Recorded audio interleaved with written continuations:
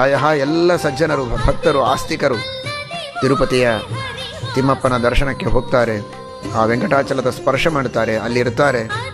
ಆದರೆ ಇದ್ದಾಗ ಏನೋ ಹಾಳು ಹರಟೆ ಹೊಡೆದು ಕಾಲ ಕಳೆಯದಂತೆ ಸುಮ್ಮನೆ ಅಲ್ಲಿ ಇಲ್ಲಿ ಇರುವಂತಹ ದೃಶ್ಯಗಳನ್ನು ನೋಡಿ ಆನಂದ ಪಡದೆ, ಇದೊಂದು ಪವಿತ್ರವಾದ ಸ್ಥಳ, ಇಲ್ಲಿರುವ ಕಣ ಕಣಗಳಲ್ಲಿ ದೇವರು ತುಂಬಿದ್ದಾನೆ.